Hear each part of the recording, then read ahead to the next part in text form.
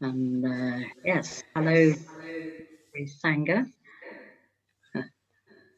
Yeah, really lovely to be joining you tonight. It sounds a little bit there. I can hear my voice coming back. Is it okay there? Can you hear me all right? Yeah, great. Thumbs up.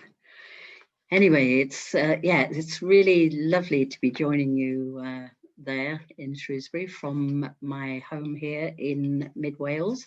So thank you very much for inviting me to join you in this mystical exploration of the Five Buddha Mandala.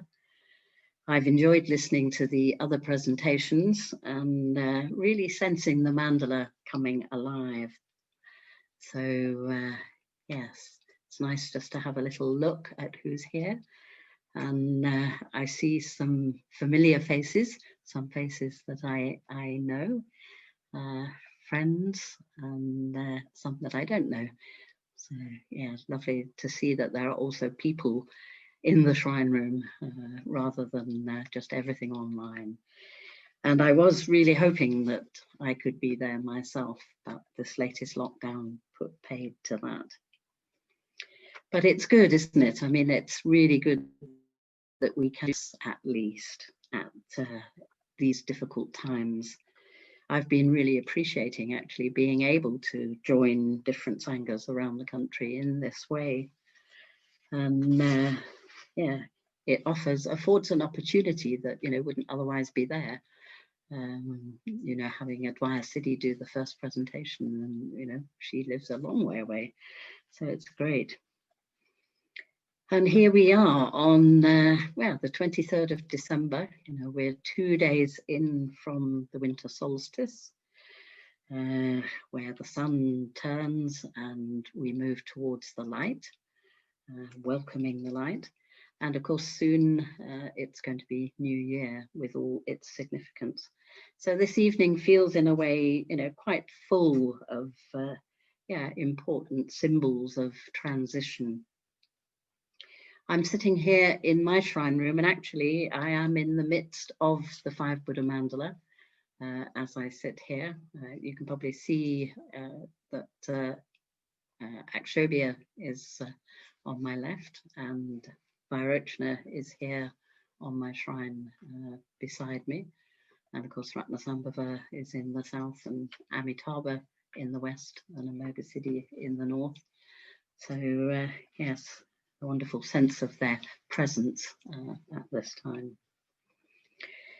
So yes, I have great pleasure to be introducing you to Vairocana, the fifth Buddha in this mandala. What I'd like to do, just to get us in the mood a little perhaps, is just to spend a few minutes settling ourselves down, just to sit quietly for a few minutes, inviting his presence. So wherever you are, you don't have to get into meditation posture, but do if you want to. But just relax wherever you're sitting and close your eyes.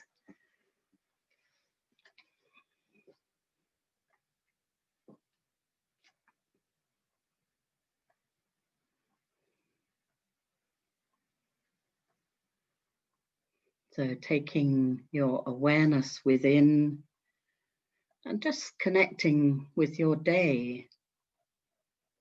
Maybe remembering how you were when you woke up this morning.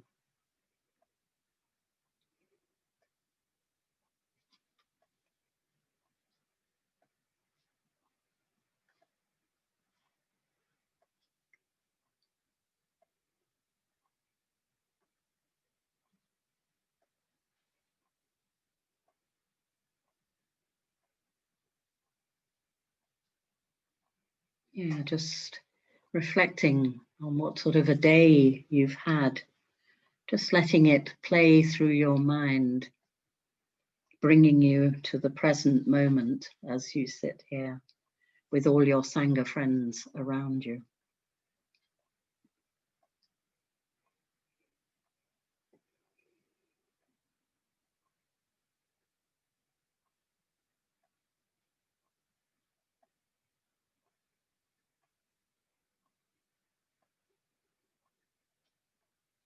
taking in how you are in this moment, in your body, your heart and your mind.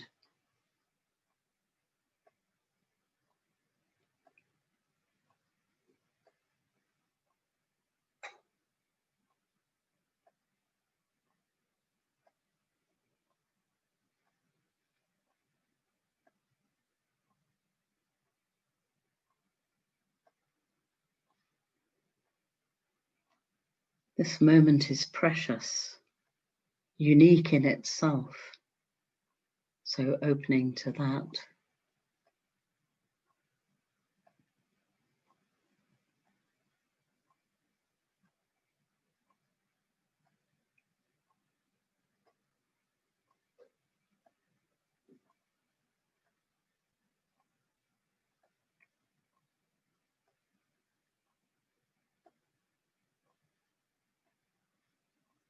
Maybe reflecting back over the last 4 weeks when you met Akshobhya, Ratnavandana, Amitabha, and Amoga Siddhi.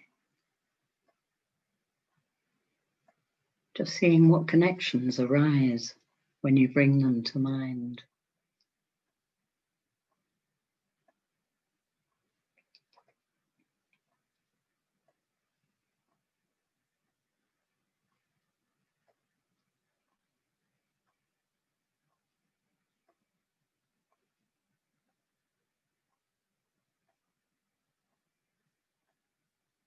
Imagine you're sitting in the mandala, surrounded by them, just as I am, feeling their presence.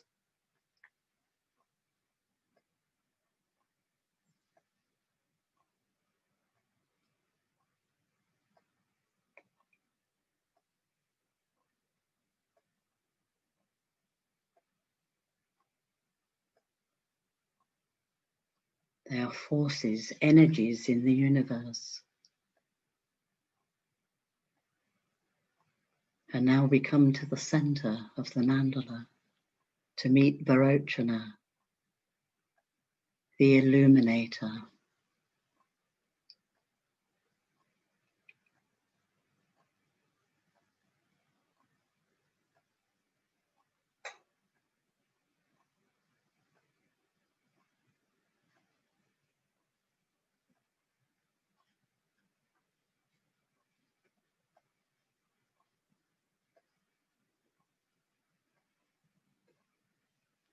Om, transforming vibration of the open dimension, transforming syllable of the crown center, whose song resounds eternally and everywhere. I call upon your sacred resonance, transcending all manner of earthly perceptions, from the center of the universe, from the realm of the all-pervading circle, comes the wisdom being, Vairocana, the illuminator. Whiter than snow-sprinkled mountains, occupying all dimensions of reality. He comes on a dazzling throne, borne by graceful lions, roaring the song of reality. He comes in perfect equanimity, lifting the dark veil of ignorance. He comes turning the wheel of truth for the welfare of beings.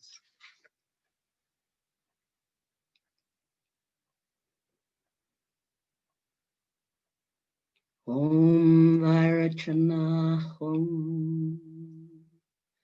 Om Vairocana Om. Om Vairocana Om. Om Vairocana Om. Om Vairocana Om. Om Om Vairocana Hum. Om Vairocana Hum. Om Vairocana Hum. Om Vairocana Hum.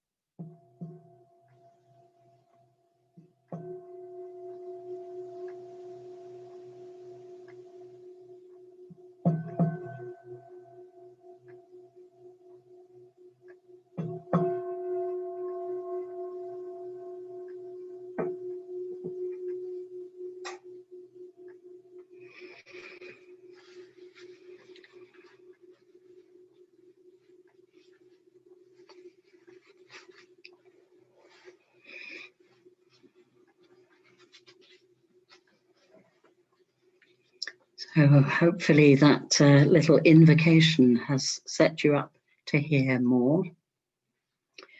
I love that you can actually start exploring the mandala with Vairocana, as well as ending it with him.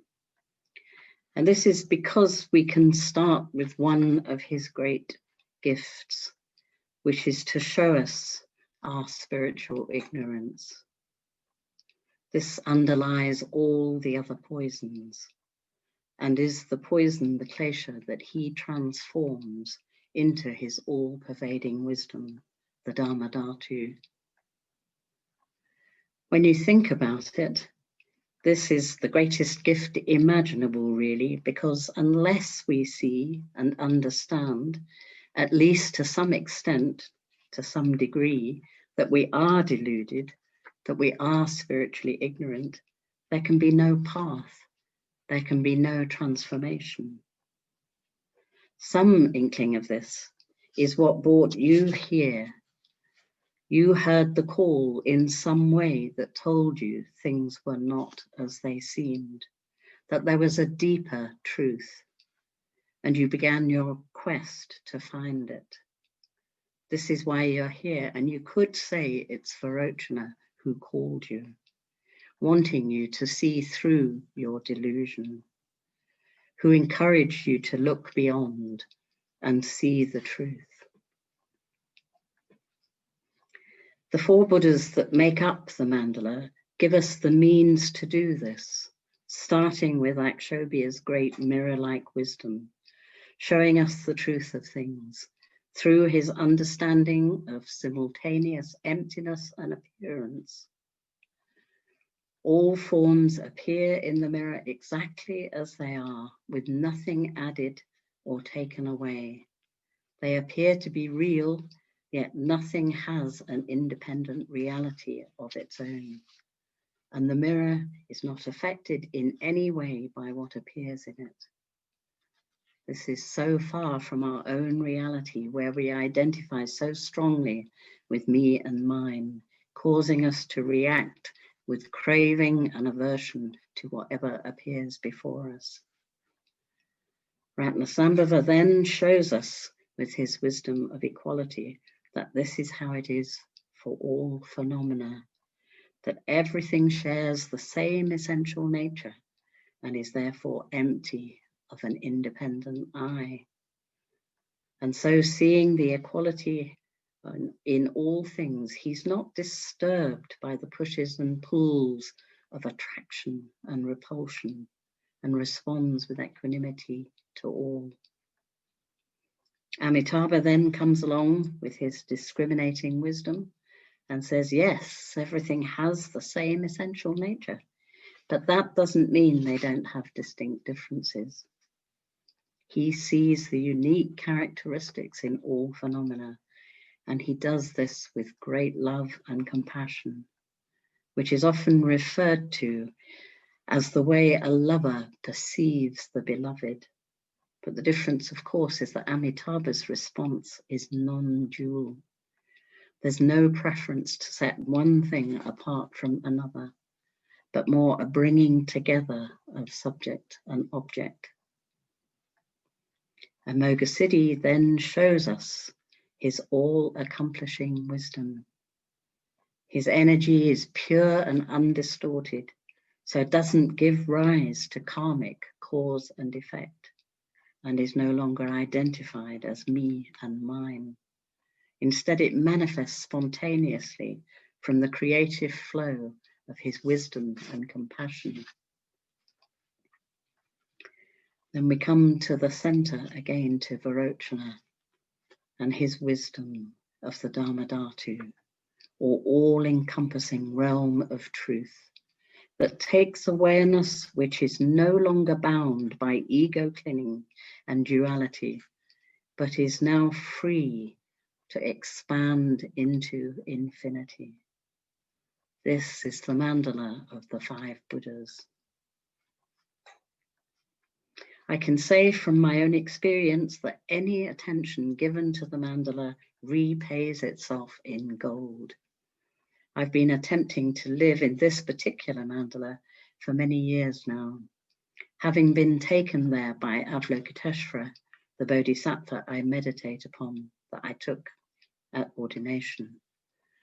I had heard about the 5 jinas, as they're also called, many times, but it was only when I took up the 1,000-armed sadhana of Avalokiteshvara that my connection with them deepened. Over the years, they have become invaluable guides that I truly could not now live without.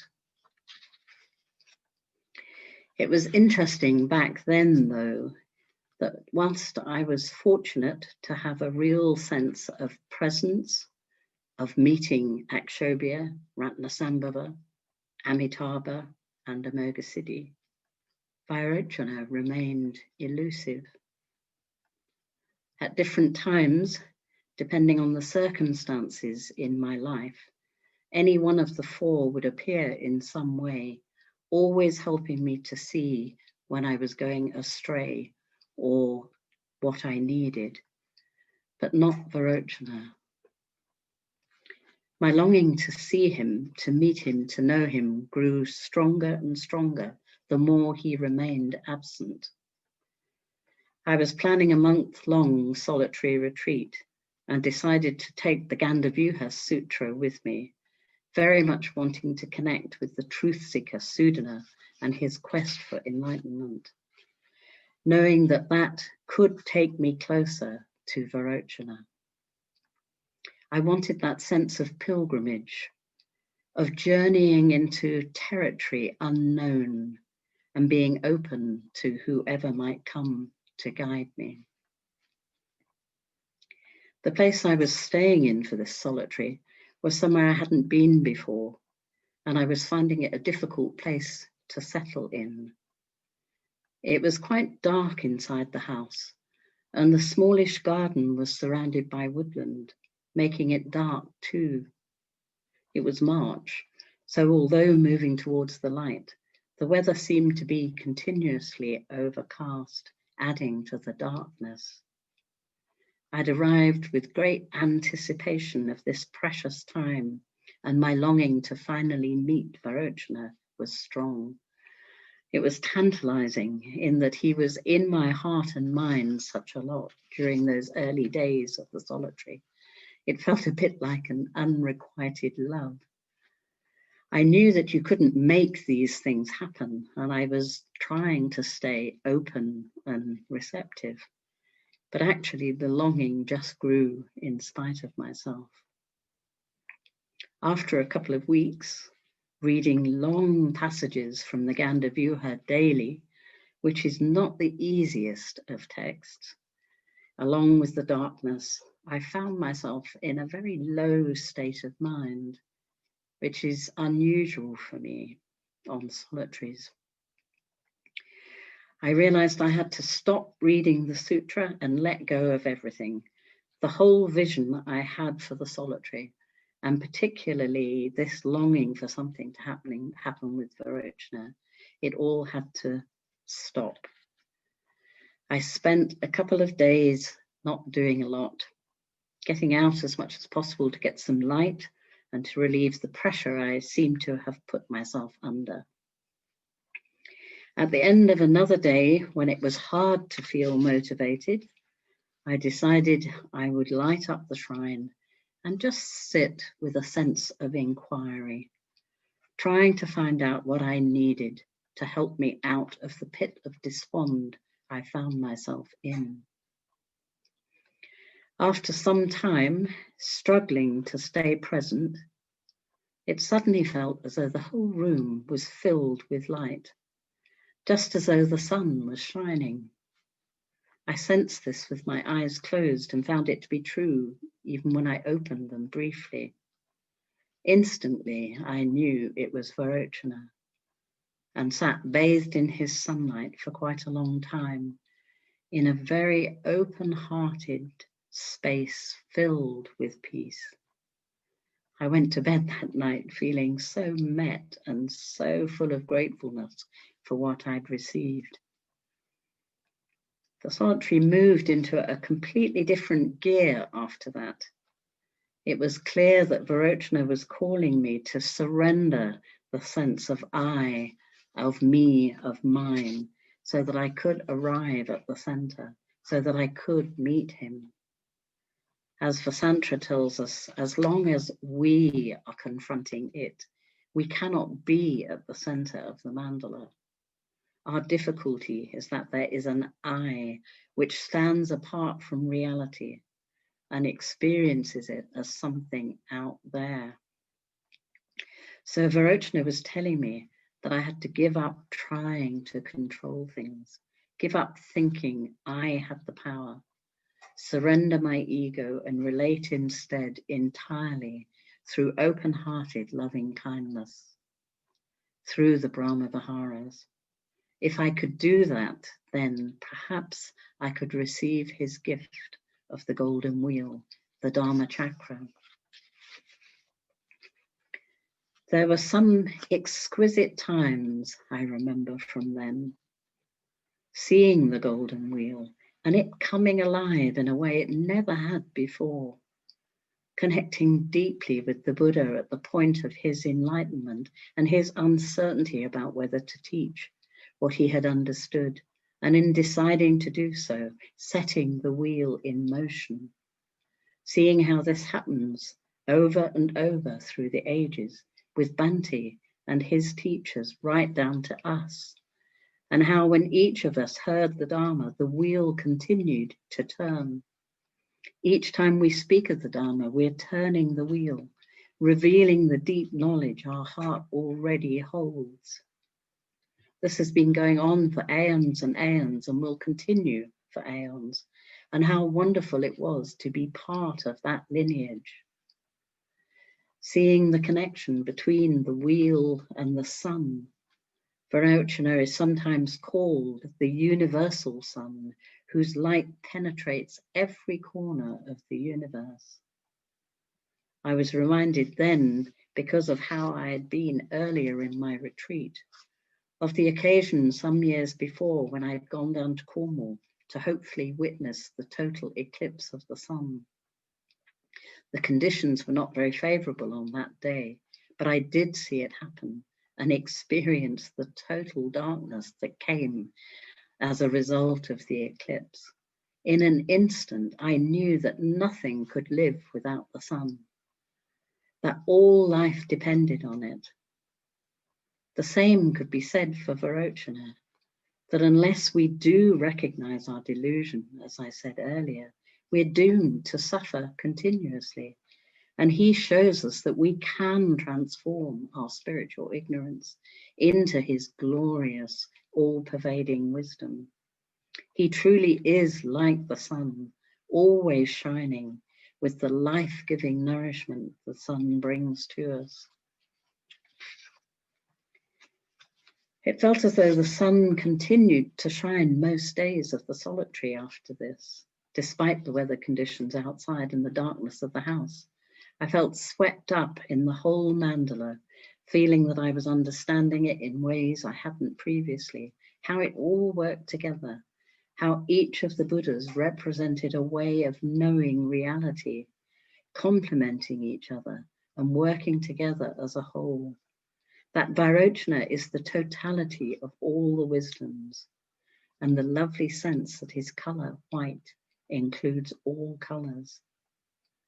His wisdom, the natural primordial condition of awareness that is all-knowing, all-pervading, and the basis upon which the whole mandala arises.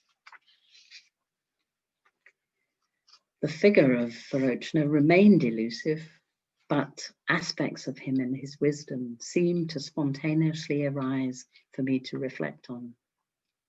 The whole question of him being at the center became something that I pondered on. Where is the center? What does it mean to be at the center? The pondering still goes on today. But then I found myself thinking about something Bhante had said, actually in relation to equanimity as the seventh Bodhiyanga, but which seemed to also apply to Vairocana and this whole question about the center.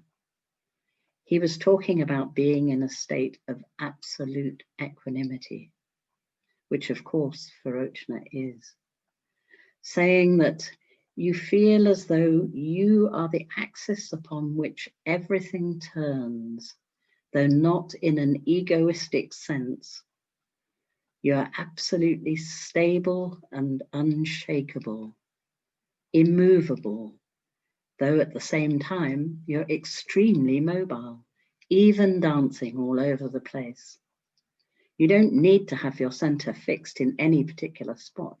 Your center is everywhere. This definitely indicated a different perspective on what being at the center might mean, and blew my mind open to a different dimension of being altogether, a different level of consciousness. I could see that his sphere was vast on a scale way beyond what my mind could take in, containing the whole of existence, past, present, and future, and even more than that, actual direct experience of the true nature of existence. Gradually, I came to see that I was confusing myself, thinking so much about him being at the center, that it was not really about the center at all, more that it's his wisdom that is central to everything, to the whole spiritual life, and the rest of the mandala unfolds from there. I was beginning to understand why I hadn't been able to come into contact more directly with Vairocana. I was still so identified with seeing reality through the eyes of ignorance. Much too much selfing in there. Yes, there'd been some clearing, some delusion seen through, but there was still so far to go. And this sense of Vairocana was so pure, so boundless. I could only feel awe and humility. The solitary seemed to mirror me back to myself in so many ways, always connected to Vairocana, and always showing me how I was getting in the way again. Too much me confronting it, and therefore the need to surrender arose again and again. I also pondered the question of the whole question of spiritual ignorance, which gives rise to the 5 poisons and so much of our suffering. I'd always tended to think that, well, this is what I came with, as it were, and it wasn't directly my fault. But thinking about it further on that solitary, I realized there was a lot of self-delusion in there. The way we, or I should say I, can get caught up in my own little world, as I had earlier on the retreat, and feeling there might be something more deliberate going on, a disregarding of my inner truth, a turning my back, turning away. When I first met the Dharma, something in me responded so clearly, hearing it and knowing it was the truth, and that I wanted to follow it and learn to live by it. Over the years, I can see there's been a mixed response to that, depending on where I was at and what I wanted at the time. Certainly, I wasn't always prepared to let go of views, of wishings and wantings, and having things the way I wanted them. So in the light of that initial experience, this is a deliberate ignoring of my inner truth. The more I see that these days, the easier it is to let go of the deluded self-clinging. But seeing it is the key thing. And Vairocana is the illuminator. He shines like the sun. You know the way the sun just lights up everything when it's shining, bringing everything to life. And how different it is in the shade, those places the sun can't reach. Vairocana is like that. My being, my inner presence is expressed in the world through my physical body and the way I relate to the world. And I can be like the sun and turn towards the world with a sense of radiating outwards like him, or turn my back and stay in the dark. I can see there's been plenty of that, but I long to only choose turning towards. I remember Bhante telling us on a seminar one time that as we journeyed back from 10 days of Dharma study, we'd all be like little suns radiating out into the world. I liked the sense of that. And yes, with Vairocana's help, I'd like to be that sun. I did a lot of pondering on surrender too. What do you do when you find yourself caught up in how you'd like to think things are versus how you know they really are? The gap between your own world and reality. I really liked the way Vasantra talked about ego imperialism on the one hand and relating to the world through loving kindness on the other. I've been practicing the Brahma Viharas for a good number of years, linking them to the 5 Buddha Mandala through the poisons they transform. So I was clear what I didn't want. This solitary, as much as anything else, was constantly showing me that the ego tendency was still there, wanting to reign supreme. But in my deepest heart, I knew that responding to myself and the world through the Brahma Viharas was what I most truly aspired to. And surrender seemed the kindest way to do that.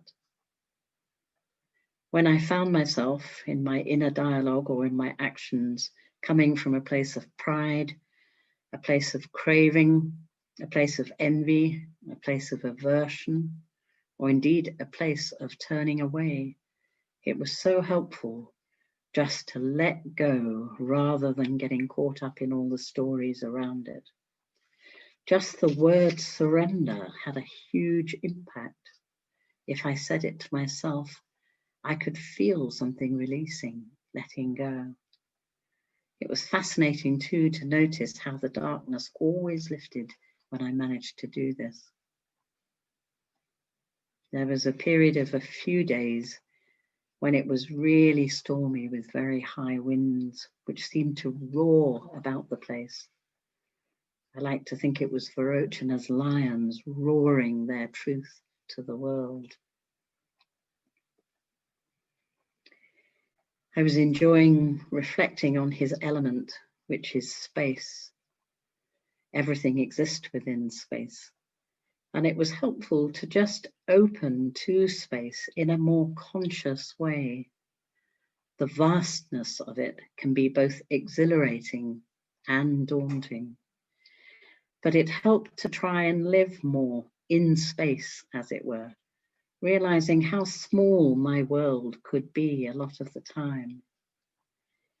When I would find myself contracting again, just bringing the vastness of space to mind changed my perspective and everything would feel quite different, opening up and feeling full of possibilities. A solitary retreat can be ideal conditions to truly experience it and feel its wonders. But of course, it can also be the opposite when you get stuck, as I had for the first couple of weeks, and everything feels like it's closing down. Whichever, it was a great opportunity to see how I tended to live my life when I was at home, filling it up with all there is to do and often getting bogged down in that, rather than being able to stay open and spacious with the everyday doings of life. To help me with this, I was practicing on the solitary, with the sense of attending to life being an act of love, that everything I did was tending the shrine of Vairocana, bringing everything into the realm of the sacred, which meant that even the most mundane acts had a deeper significance. At my best, which of course I wasn't all the time, it was truly beautiful to live in this way, with the sense of serving the Buddhas. The skandha associated with him is consciousness. Perhaps you can also say that everything exists within consciousness, as in a way it only exists. Can you check my power? Sorry, it's telling me that I thought I had my computer plugged in. Could you check it's on that end? Saying the battery's running low. So. Sorry about that. Yes, perhaps you can also say that everything exists within consciousness, as in a way it only exists if you're aware of it. That sense of how awareness expands when it's no longer bound by the skandhas, when there is no longer any distinction between subject and object, was often present even outside meditation. The expansion, a much more open awareness, along with the reflections on space, the centrality of Vairocana's wisdom in the Mandala, along with the practice of surrender, often found me feeling deeply at peace, with long periods of stillness and silence and no words. Just a vibrant sense of being alive and in tune with the way things are. Although I still hadn't seen Vairocana, I certainly felt his presence, for which I was truly grateful. It felt as though he taught me so much in those few days, his brilliant light illuminating that which needed to be seen, as well as that which was unknown, and indeed much of which remained unknown. His wisdom, his sphere of influence is so vast, so deep, so profound, but I had a taste which has continued to spur me ever onwards in my quest to transform my ignorance into wisdom. His final gift on this particular solitary came about because of something Vasantra said in Meeting the Buddhas that I hadn't known before, and it was a powerful awakening. He says that the final message of the Mandala is that no experience is complete until it has been communicated. It touched me deeply to realize the truth of this, even for the Buddha. I could see the truth of it for Bhante, and of course I could see the truth of it for myself. It was a painful realization though, as at the time I still found it hard to share my deeper experiences. I guess I had less confidence and felt that once I revealed them, they would be found to be wrong in some way. I imagine many of us feel like this. Really seeing the truth of those words on this solitary, that no experience is complete until it's communicated, and that this applied even to the Buddha's enlightenment experience, filled me with the resolve to be more open to take the risk. Remembering back when Banti first came back to the UK, at a time when he was very much on his own. It was so inspiring the way he founded the order in order to keep turning the wheel of the Dharma. Final page gone.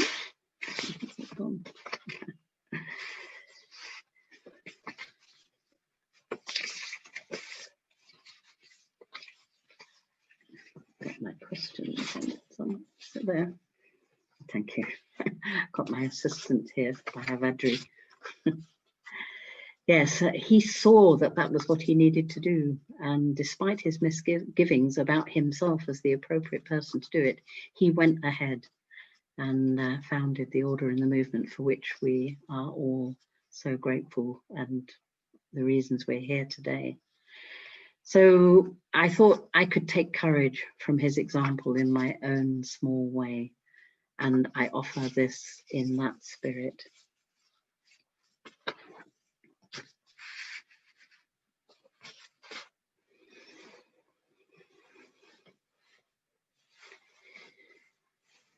So I think we're going to go into the breakout groups and topics for discussion. If you wish to make use of, you can obviously talk about anything that you want.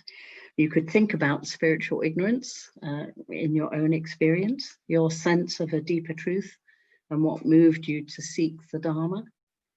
And that phrase about we are confronting it, when we are confronting it, the whole thing about getting in our own way, could perhaps look at that. And maybe ego imperialism versus surrender. Those are just some suggestions, but as you like. Thank you so much, Ratnavandana. That was very rich indeed. I love that idea of ego imperialism versus surrender. I could live my life around that, I think. And the idea of making our everyday life as like tending the shrine of Vairocana and thereby making it sacred. Very rich indeed, thank you.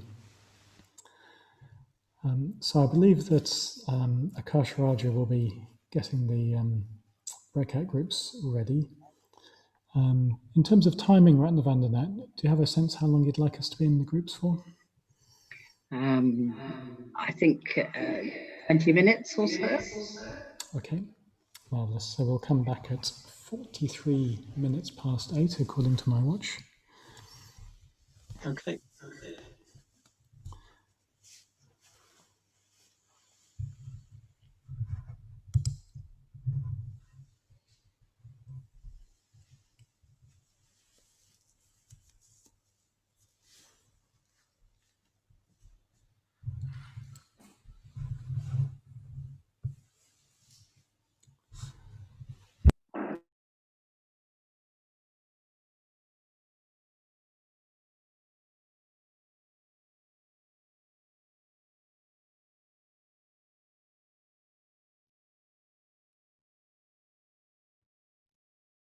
Yes, this is an opportunity now we're going to have a period of meditation, but it's going to be a bit of a reflective space, probably more of a reflection than a meditation. And I'll just lead us through it a little bit. Yeah. If you, if you want to meditate in a different way, feel free. You don't have to follow my example. So we'll be doing that for 20 minutes or so, after which I think it's the Dharmapalagata that Jayaratna leads. So I don't think he's not here, so I'm happy to lead so it. you're doing it, Akash, right?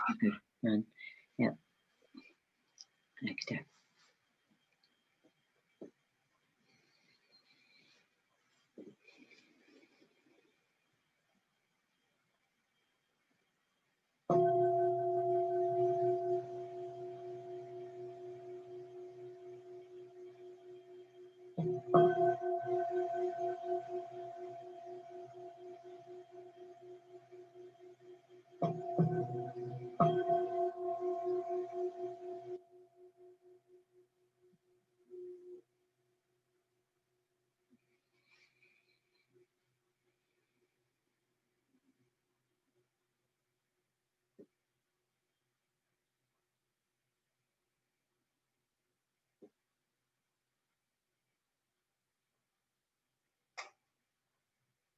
So as you settle into your meditation posture, maybe taking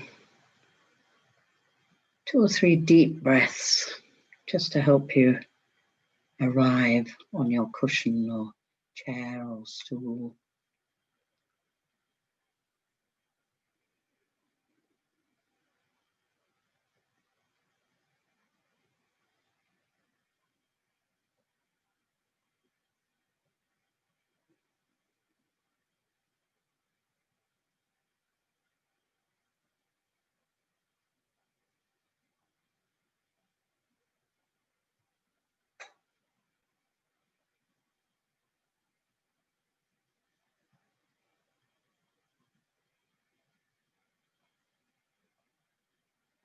Just turning towards yourself, sensing into your experience as it is right now.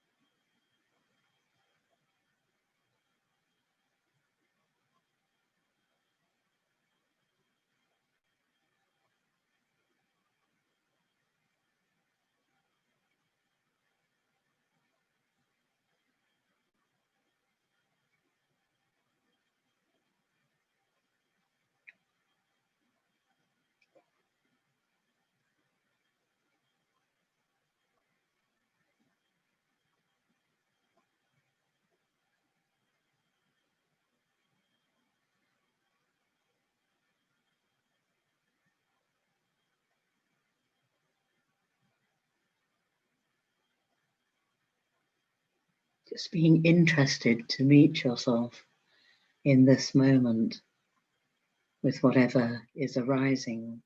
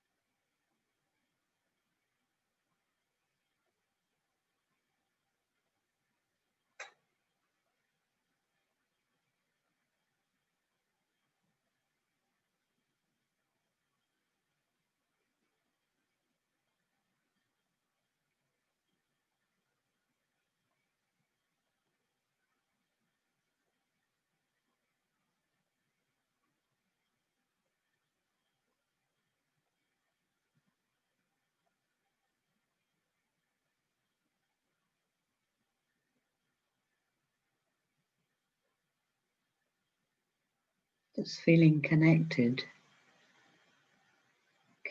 with your physical body.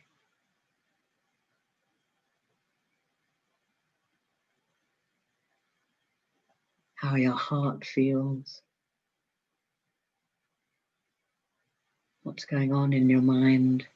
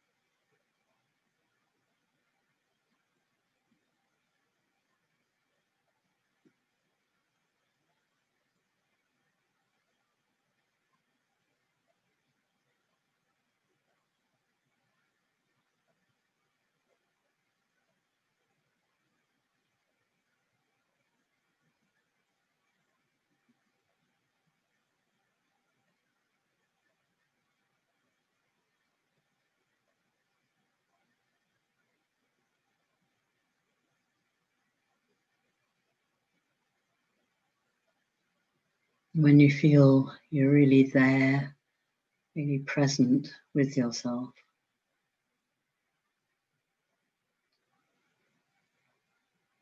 perhaps just spending a bit of time seeing what's alive for you out of this evening.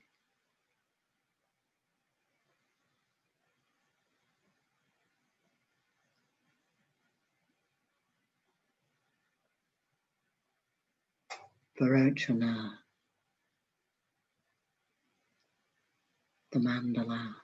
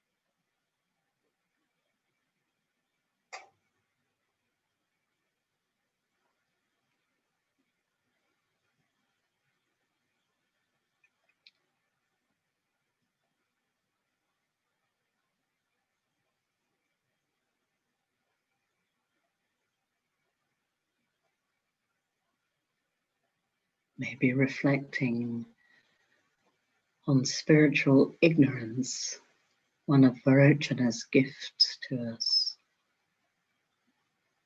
to help us see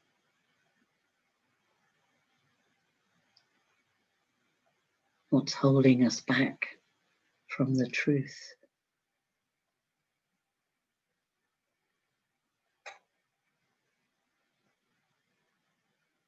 Perhaps reflecting on what it was that drew you to the Dharma in the first place,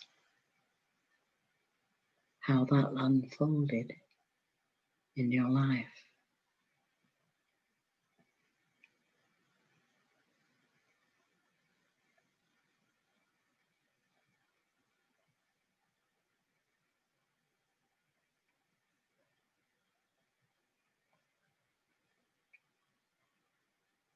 Something was calling you.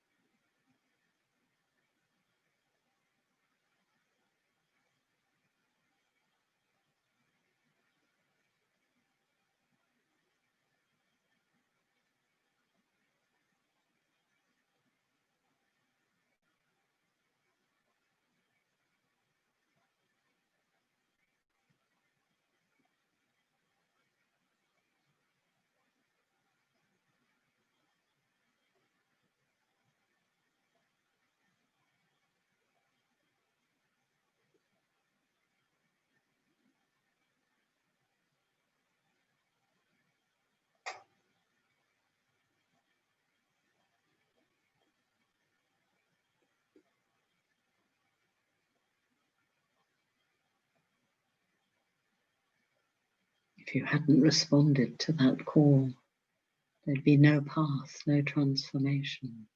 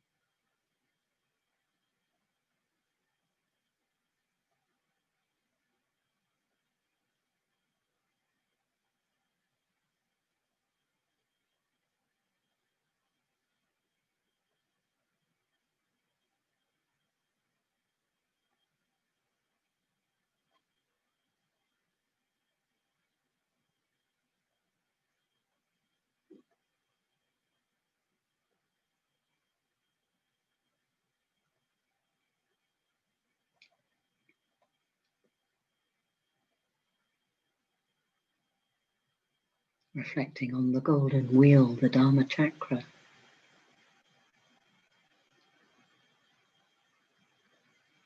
Just connecting with the fact that every time we speak the Dharma, embody the Dharma, the wheel turns. Just recognizing the part that we play, it's very alive for all of us right now as we live the Dharma life.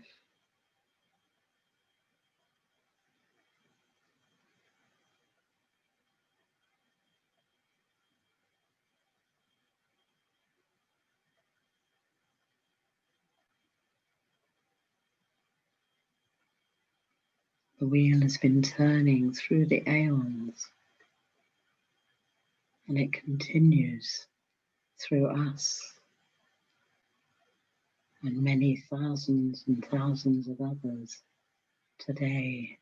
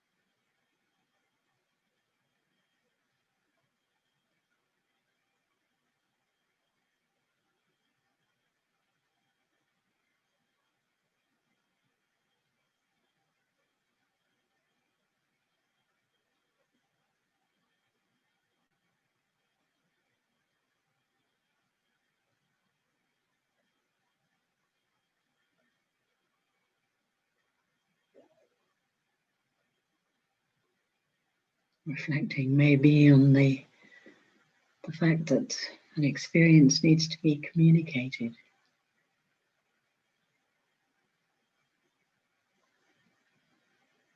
For it to be complete. That a Buddha's experience of enlightenment needed to be communicated and seen and understood by others for it to come to full fruition. Reflecting on that in your own life and experience.